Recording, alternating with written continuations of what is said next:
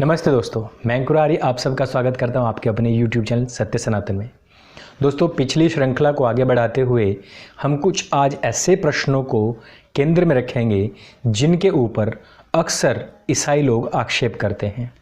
हम किसी व्यक्ति विशेष के लिए नहीं, वरन खास तौर पर अपने उन सभी हिंदू भाइयों के लिए ये सभी वीडियोस तैयार करते हैं जो विधर्मियों के कहने पर अपने ही धर्म में नुक्ताचीनी निकालने लगते हैं और विधर्म को स्वीकार कर लेते हैं और स्वधर्म को ही गाली देना प्रारंभ कर देते हैं। मैंने पिछली वीडियो में भी कहा था और मैं बार बार इसी बात को दोहराता हूँ कि ईश्वर एक ही है, उसको भाषाओं के अनुसार अलग अलग नाम दिए गए हैं।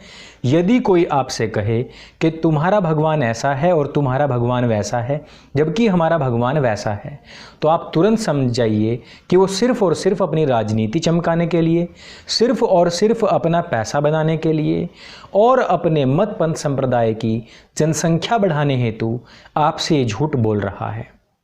अगर ईश्वर अलग अलग है, अगर ईश्वर की सत्ता भिन्न भिन्न है, अगर मान लिया जाए कि गॉड अलग है, अल्लाह अलग है और ईश्वर अलग है, तो ये सिद्ध करना पड़ेगा उन लोगों को कि वो कहाँ पर हैं, किस स्थिति में हैं और तीनों के रूप स्वरूप में क्या क्या भिन्नता है।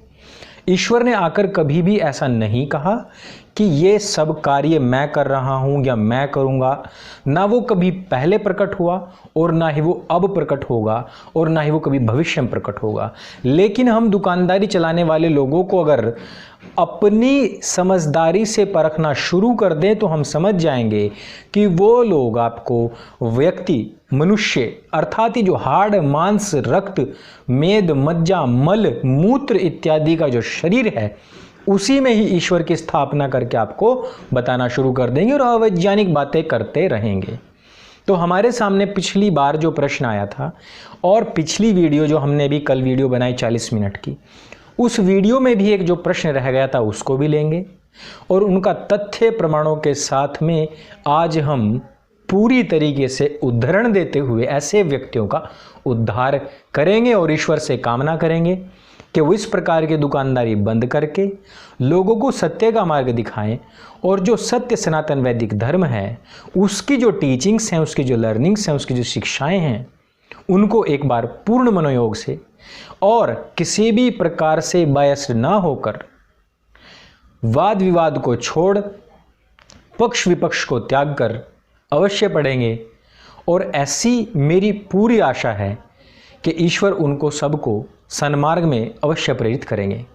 तो शुरू करते हैं आज का वीडियो।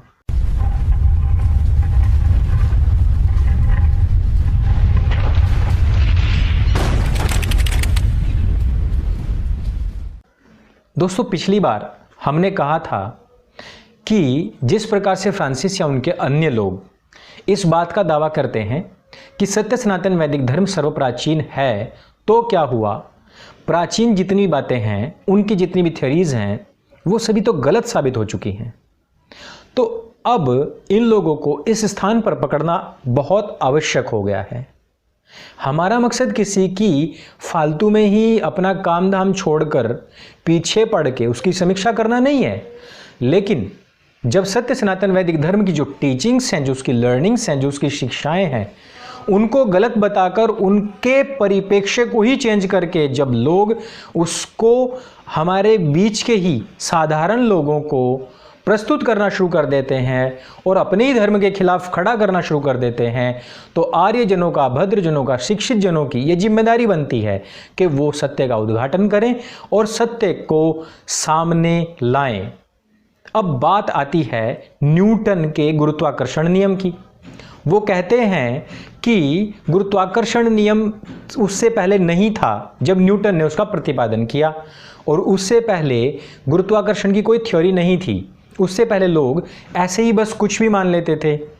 उसके अलावा यह भी माना जाता था कि पृथ्वी चपटी है। उसके पहले यह भी माना जाता था कि सूर्य पृथ्वी के चक्कर लगाता है, और ये भी माना जाता था कि ये जो ऋतुएं परिवर्तित हो रही हैं, जो बिजली कड़कती है, जो आंधी तूफान आता है, वो सब के सब ईश्वरीय प्रकोप हैं और जो भी बुरे कार्य करता है उनके ऊपर वो पड़ती हैं। लेकिन ये हमारी वैदिक सनातन सभ्यता में नहीं था।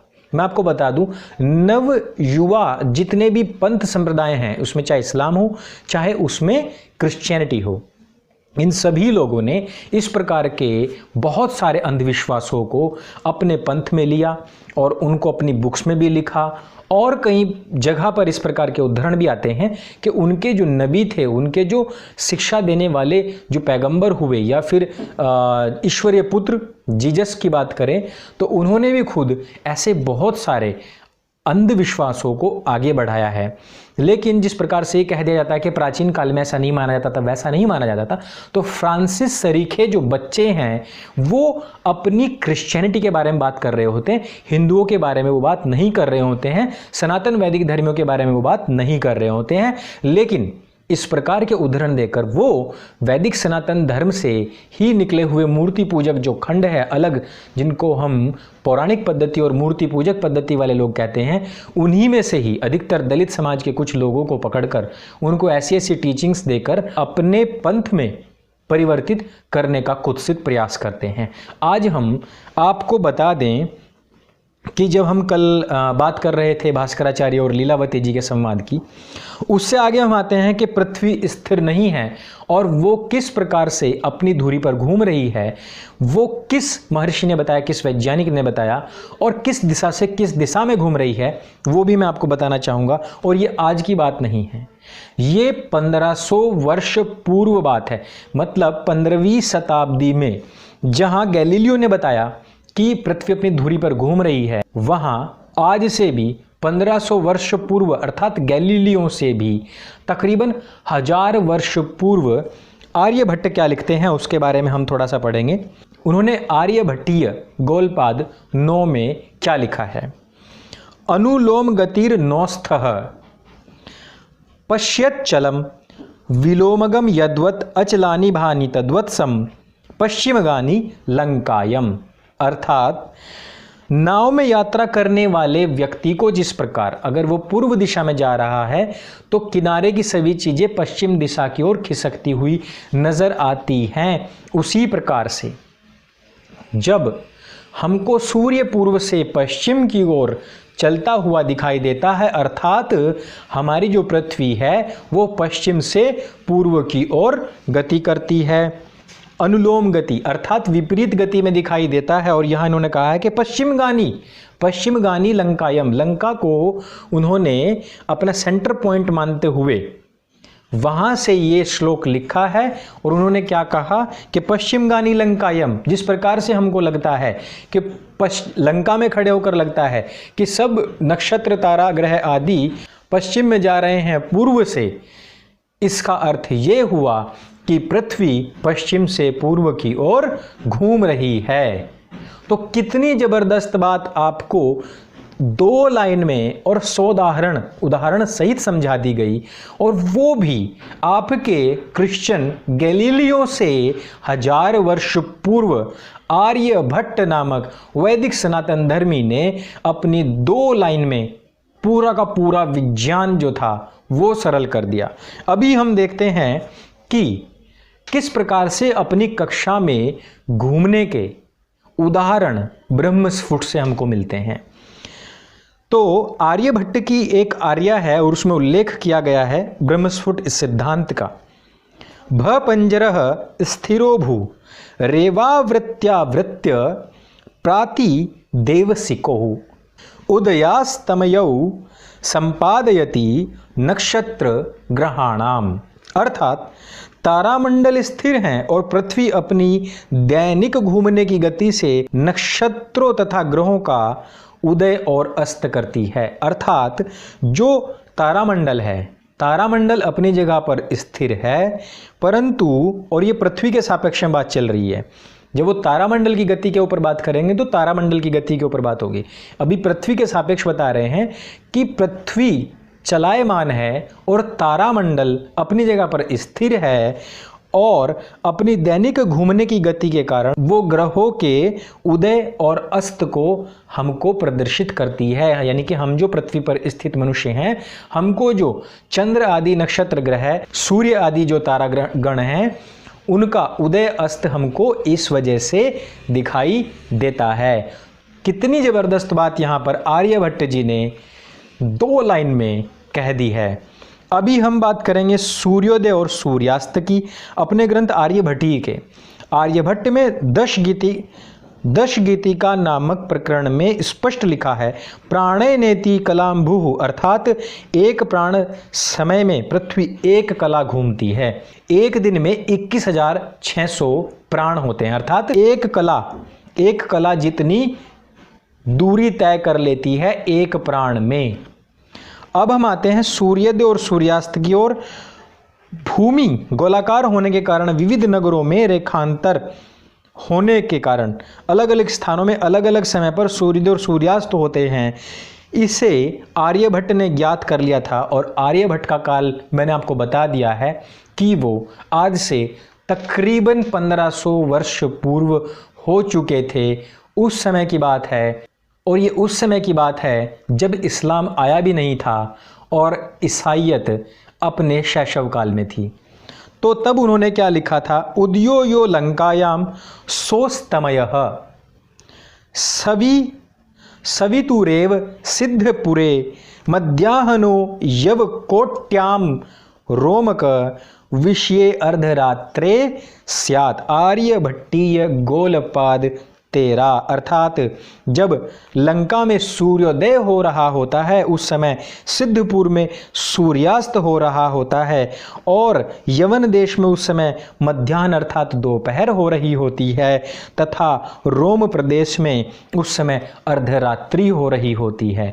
तो मेरे भाई, जब इतनी जबरदस्त चीजें, इतनी बड़ी बड़ी बातें हमारे यहाँ आर्यभट्ट नामक एक वैज्ञानिक ने, और ये कहाँ से निकला, ये सब कुछ है मेरे वैदिक सनातन धर्मी भाइयों, है मेरे हिंदू भाइयों, है मेरे दलित भाइयों, ये आप ही के वेदों में से निकली हुई साइंटिफिक बातें हैं।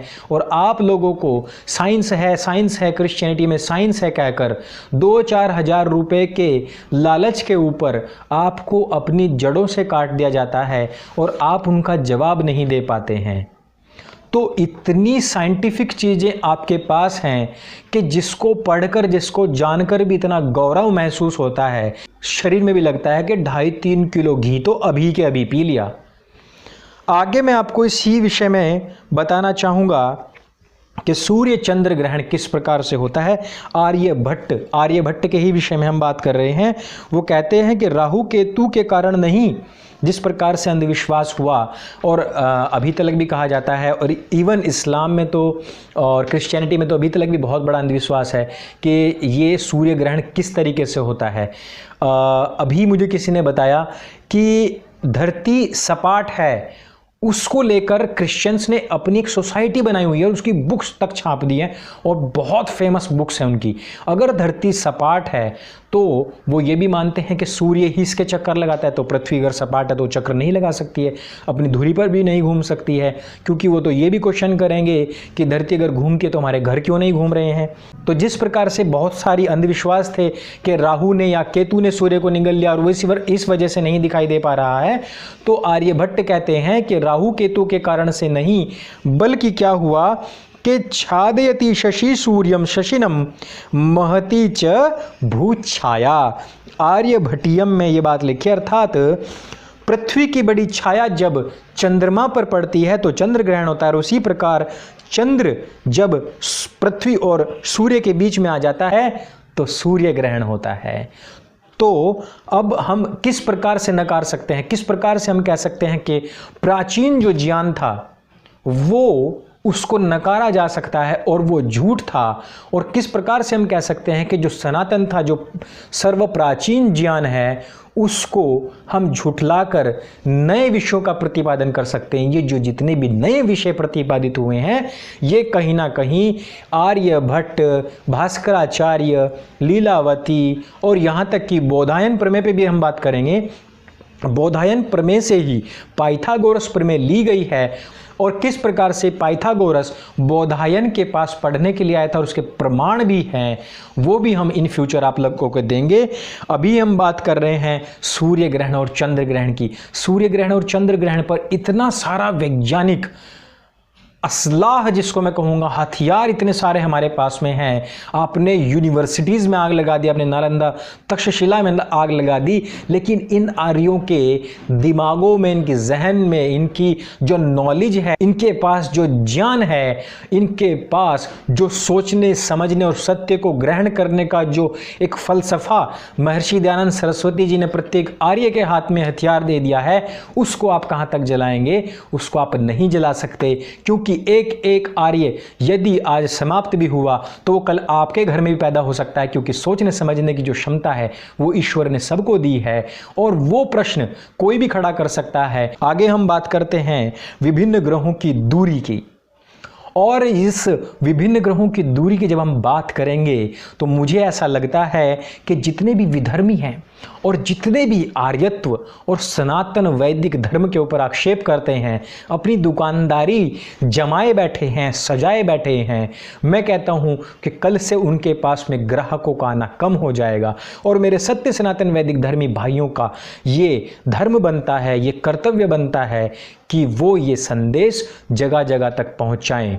आगे हम बात कर रहे हैं, आर्यभट्ट ने जब सूर्य से विविध ग्रहों की दूरी के बारे में बताया, वो आजकल के माप से बहुत कुछ मिलता जुलता है। इसका मतलब क्या हुआ कि जो प्राचीन जो ज्ञान था, आप लोगों ने उसी से ही डिट्टो कॉपी पेस्ट किया है। आजकल पृथ्वी से सूर्य की दूरी 1.5 इंटू 10⁸ किलोमीटर, यानी कि 15 करोड़ किलोमीटर है। इसको हम AU अर्थात एस्ट्रोनॉमिकल यूनिट कहते हैं। एस्ट्रोनॉमिकल यूनिट में इसको नापा जाता है।